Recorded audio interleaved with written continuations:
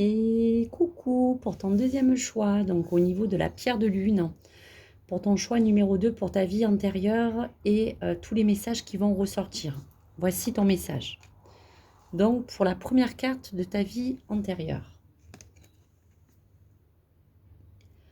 Alors voici un miroir qui se présente à toi, donc où on te parle bien sûr d'ego. Donc cette carte et cette lame de cette vie antérieure te dit vraiment bien que tu étais peut-être une personne, on te dira connue ou reconnue à travers le miroir et à travers surtout la société dans laquelle tu vivais. Tu pouvais être aussi une tête pensante, je te dirais pour certaines personnes.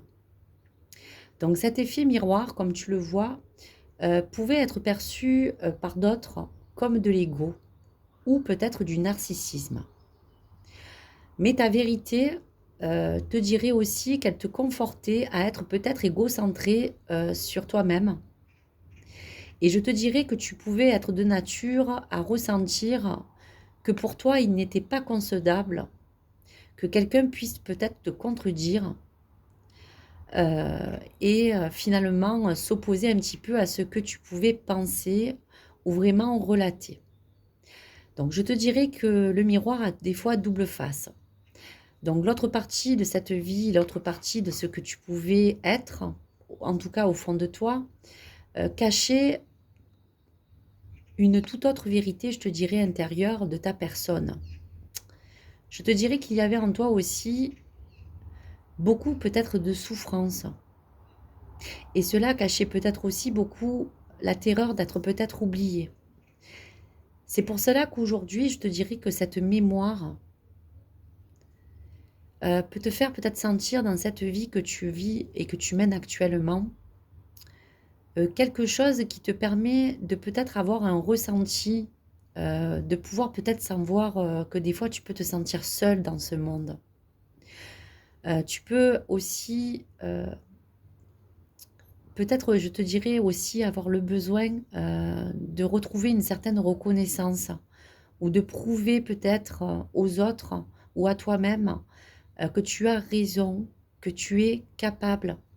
Donc je te dirais que si tu es emmené à avoir ces ressentis, ben, on va te dire comme un sens de justification de ta personne, on te dit vraiment que cela est en lien vraiment direct avec cette vie antérieure qui n'est pas la tienne, qui n'est plus la tienne, qui n'est pas toi aujourd'hui.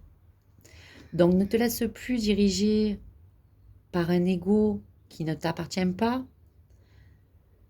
Et puis je te dirais tout simplement de te sentir simplement aligné avec tes accords et avec ce que tu représentes.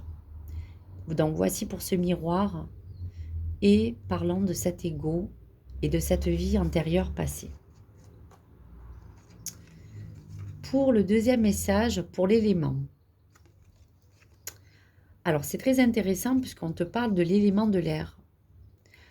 Donc avec cette pierre de lune qui t'emmène aussi à parler de tes émotions, pour guérir l'élément de l'air est vraiment cet élément que l'univers te demande vraiment pour que tu puisses lâcher prise, que ce soit sur ton mental, que ce soit sur tes faits et gestes, sur tout ce qui te conduit à mentaliser tout ce que tu peux en tout cas ressentir. Donc aujourd'hui, lâche prise et laisse place vraiment à cette intuition que tu as pour vraiment respirer et ressentir cet élément de l'air.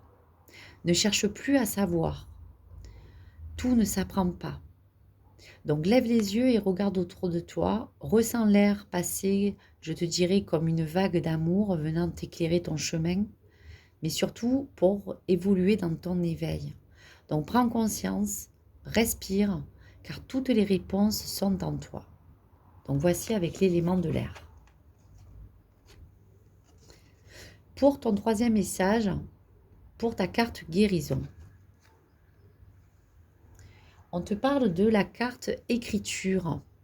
Donc ça, c'est intéressant parce que cette carte guérison te parle vraiment de l'écriture.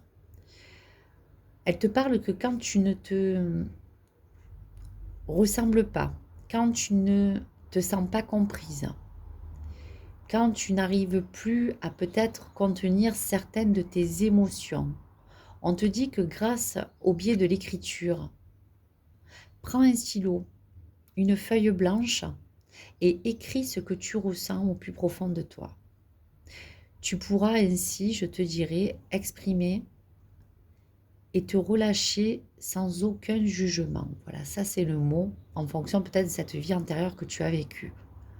Une vraie thérapie qui sera bien sûr la tienne sera positive si tu arrives à mettre naturellement en place quelque chose qui puisse te permettre de pouvoir t'apaiser, de pouvoir poser des mots sur des mots, libérer des pensées négatives et comprendre peut-être d'où les blocages viennent